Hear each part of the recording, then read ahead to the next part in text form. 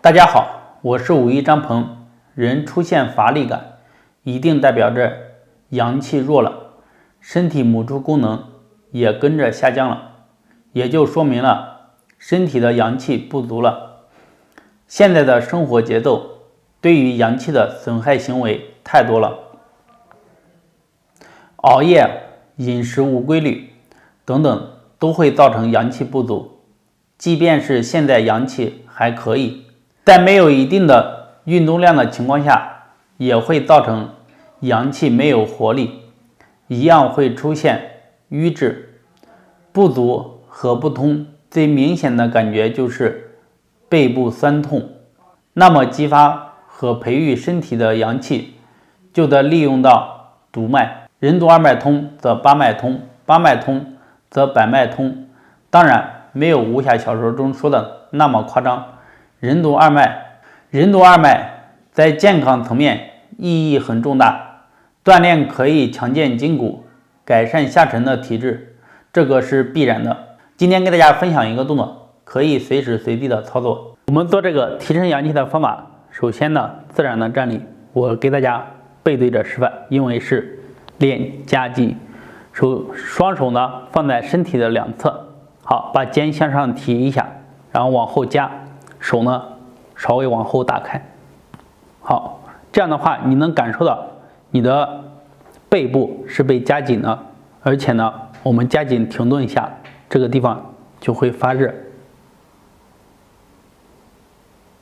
好，放松下来，把这个地方夹通了以后呢，夹开，它对我们的阳气上升是非常的有帮助的。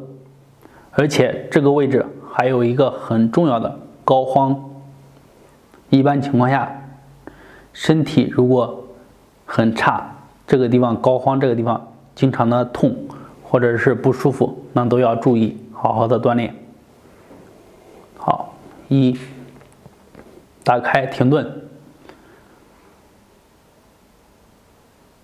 然后慢慢的放松。2，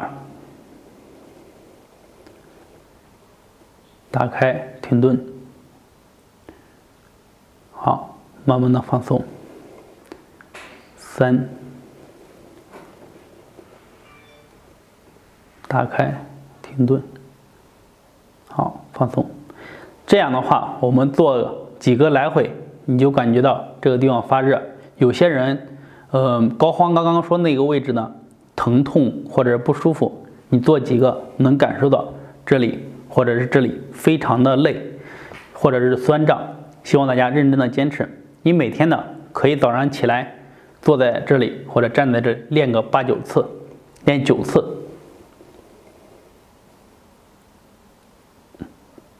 好，如果说你坐着含胸驼背的累了，那我们都可以起来，然后去练这个动作，帮助我们把胸给它正起来，然后缓解你这个位置的疲劳。办公室随时随地都可以操作。好，这个方法呢非常的简单，提升阳气，解决我们肌肉酸痛的问题。希望大家认真的坚持练习。好，这个动作呢就分享到这里。这是由于督脉扶着在脊柱上，整个脊柱连着头的正中线，它是主一身阳气的。也可以想象督脉就像人体的提供动力的核心，好比发电厂，阳气不足了，就可能造成电力不足了，眼睛模糊，消化不良，怕冷或者是怕热，这都是功能差了的，功能调控能力不对了。那日常坚持练习这个动作，保证阳气充足，为身体提供源源不断的动力。如果大家对养生保健还有什么问题，可以点击下方评论和留言和我交流，谢谢。